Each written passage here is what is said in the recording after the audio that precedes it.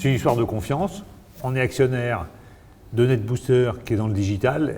Évidemment, je pense immédiatement à toi pour venir prendre la direction de l'entreprise. Oui, on espère tous que d'ailleurs une forte croissance. Il faut dire que tu penses à moi parce qu'on se connaît depuis 30 ou 40 ans et que moi je suis un entrepreneur, j'ai créé une business interactif, une boîte cotée dans le même univers et donc on découvre ensemble NetBooster, une boîte très internationale, très focus dans le marketing digital.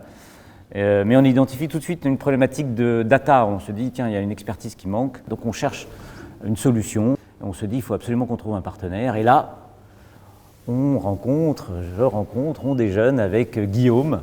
Ouais, par un ami commun et on commence à échafauder ce deal qui est presque contre nature, où c'est le petit qui mange le gros, la start-up et l'univers coté, deux métiers qui sont finalement assez différents. Effectivement, on a deux arguments pour le séduire en disant voilà, tu vas devenir très international en organisant une fusion avec NetBooster et puis on va te donner les clés du groupe. Donc tu vas être opérationnel pour assurer la croissance. Et c'est vrai, on te fait confiance alors que tu es jeune, 32 ans. Oui, alors on était encore très jeunes, j'avais 33 ans à l'époque. Pour un actionnaire de référence comme nous, c'était une preuve de confiance forte parce que tu étais jeune, tu as dirigé Artefact, 70 personnes à peu près, qui est une start-up, et là on te confie les clés de quelque chose qui est plus significatif, qui est coté. C'était une prise de risque, effectivement. Et là, on arrive dans un groupe international qui est très différent. Et c'est un grain de folie pour nous aussi, parce que les débuts ont été assez chaotiques.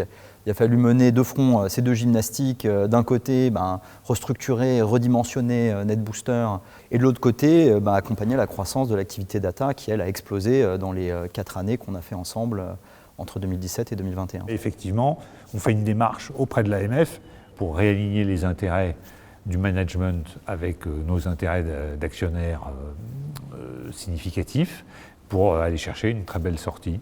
Ouais, et tu t'es bien battu pour réussir à obtenir ça de l'AMF qui n'était pas convaincu au départ.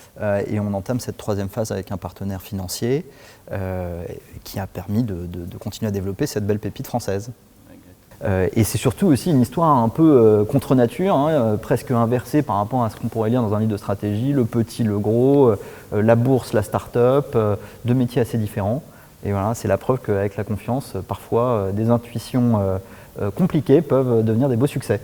La confiance et le talent quand même aussi, on peut le dire. Et la bienveillance des actionnaires. Ah, voilà, exactement.